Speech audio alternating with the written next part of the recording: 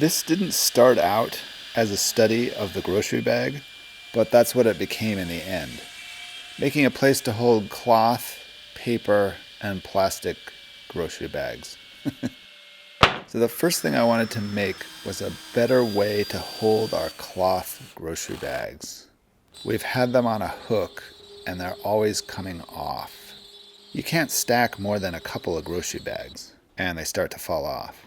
So what I was thinking about was something more like a closet coat hanger rod that would get threaded through the grocery bags, but could also be loaded and unloaded with grocery bags very easily. So I made two end brackets that would hold up a thick dowel.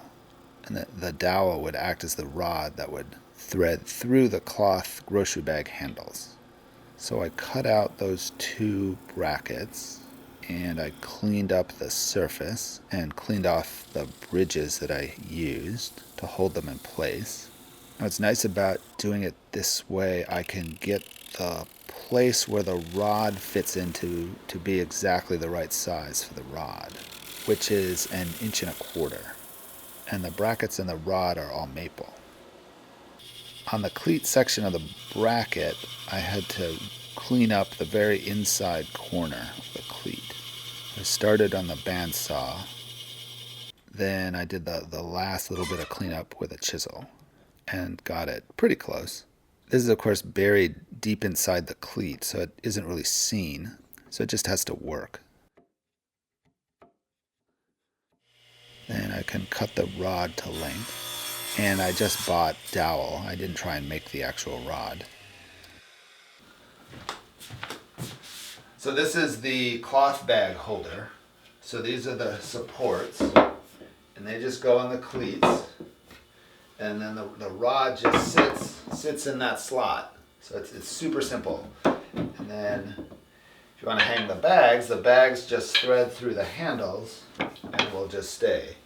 So it's only slightly more complicated than a hook, but it holds the bags really securely. They don't fall on the floor, which is kind of nice. And if you want to take a bag, you just pull it off and you take a bag, and it's that easy. And when they're ready to get put back, you just thread it on, and they stay. Now for the plastic and paper bags, I wanted to make a box for each of those. And on the paper bag side, I wanted to do sort of an open mesh in the wood, like an open screen, but I didn't want to just make a grid or a series of circles or something like that. I wanted to do something a little more interesting. So I took an image that I had taken years ago of the end of a wooden post. So it's sort of weathered end grain. And I converted the image into line work by having the computer trace the image. And that gave me lines that I could use as the paths for the CNC machine. And I could cut out that pattern that I got from the image. I enlarged just a section of the image into what I cut for the pattern. So I started cutting out the pattern, and it was going along okay. And I was noticing a few of the inner pieces were coming up, which was fine until it got to one of the bigger ones, and it got in the way, and it got jammed in the router bit. Luckily, I stopped it quick enough. So what I did is I went back and I set up two different paths. The first path being the smaller parts that weren't posing such a problem. And I was just watching and kind of making sure things were going okay during that cut. Then I set up a second path of the bigger openings, which made bigger parts or bigger pieces in the middle, which were more of the problem. And on those I set up bridges to hold them in place. And I could cut those free afterwards. And this all seemed to work. And really, what I had to make sure of was that I had every opening at least once. If I recut an opening, that's okay, but missing it would mean that it wouldn't get cut. And I've been leaving the brush off the dust collection, mostly just so I can make video of the bit cutting the wood. If the brush is in the way, you don't see very much. And really, the setup without the brush gets the fine particles, which are what I don't want to breathe and what get onto the rails of the machine. Then I could cut the bridges and get the pieces free. Then I could go through and sand all of those edges, which seemed like a lot, but it actually went pretty quickly. It really wasn't a big deal.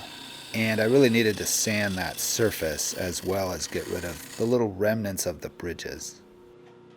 And I did some of the tighter spaces just by hand with a thin stick and some sandpaper. And I cut the panel further to size. And I want to make this a box with a bottom. So I made a little rabbet that'll run around the bottom and will hide the bottom panel from the outside. Then I wanted to miter all of the corners of the box, so I figured out what those cuts would be and started doing that. And the pattern I had cut gets a little piece cut off for the end, so that pattern will wrap around the corner.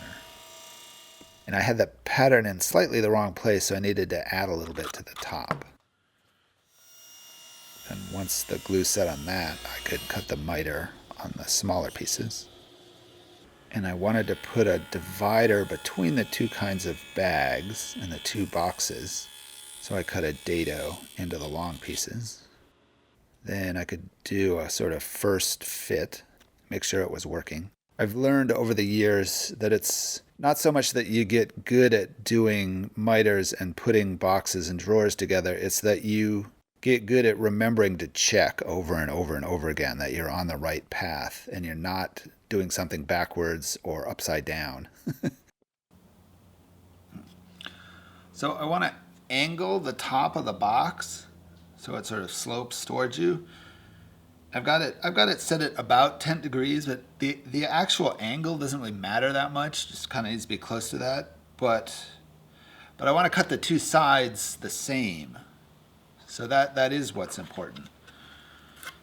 So what I thought I'd do is I could make a little jig. So I'll set that angle on the side. Then I can draw a line where I want to cut that. So now I've got that angle. So I can put that right there. I can set this against it, and I can repeat this cut now.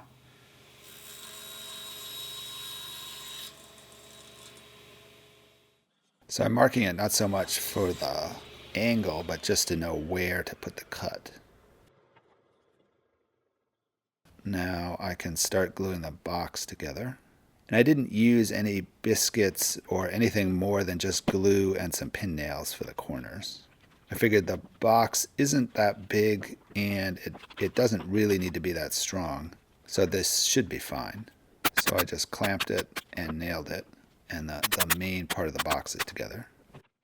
Then I can make the divider piece. So that needs to be an exact width to fit into the two dados that I put on the two long sides of the box. So once I have the width, I can dry fit that into the slots and mark where I want the top to be.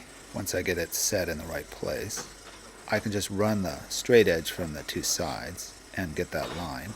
And once I have that, I can then cut that angle with the same little wedge that I made.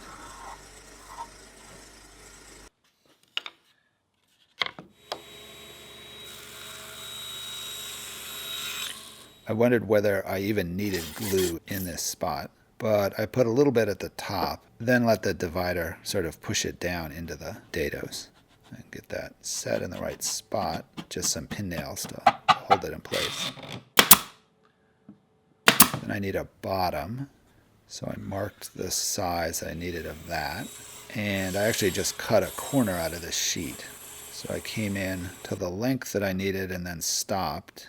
Then set up the sled to cut the other side. And I can put that in, and it fits. And it doesn't need to hold a whole lot. Then I sanded the top. It was pretty close, but sanding it, I can get it perfect. So I just set that same angle on the disc sander table and ran it across the disc a couple of times.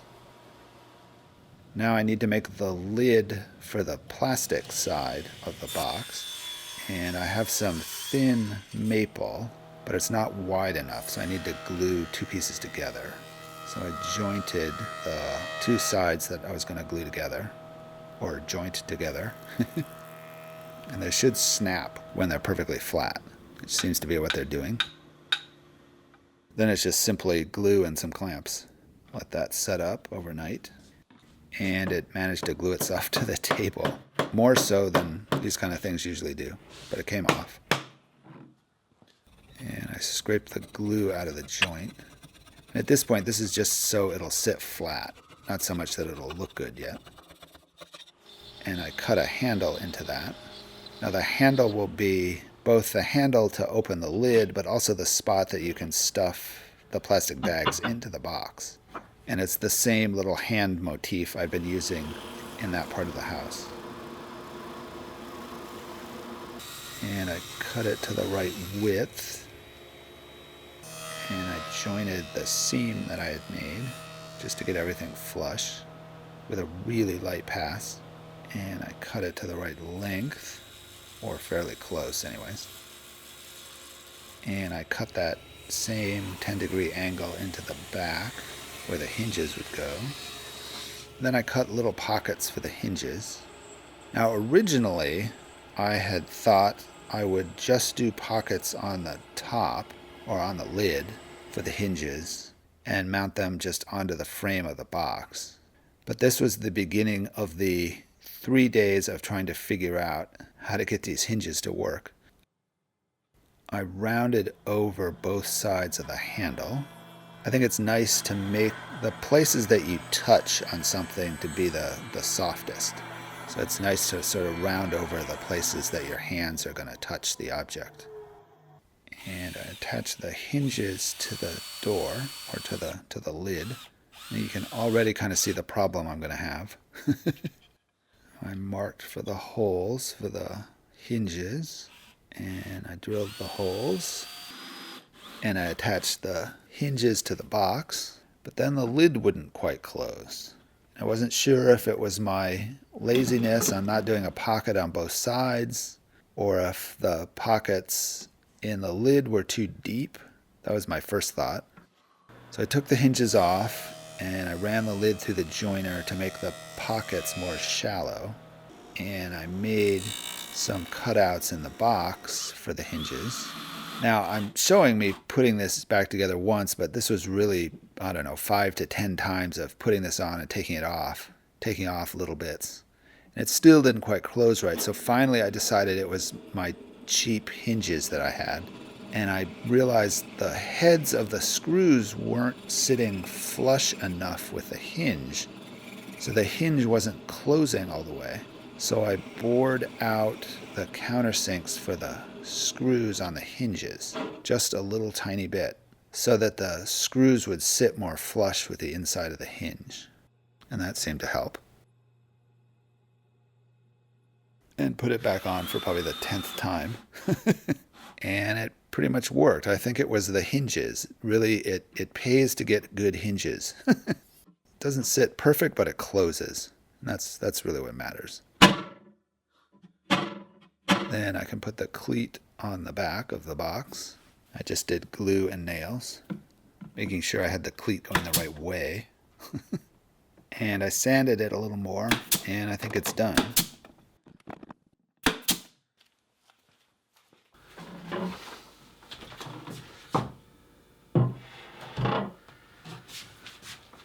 This is the paper and plastic storage box. So I've got the paper on this side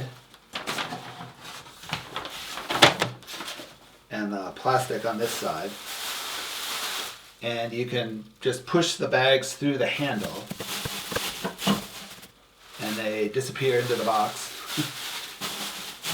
And then when it's full, we can just open it and take these and do whatever. So for the most part, we use the cloth bags, but sometimes we forget and we end up with more and more paper and plastic bags. So they'll get stored here.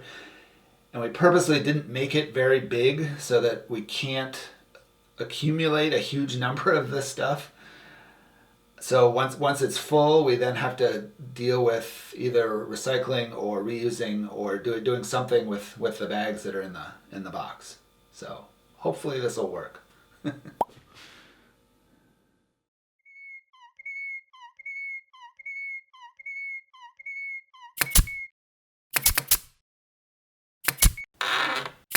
Thanks for watching.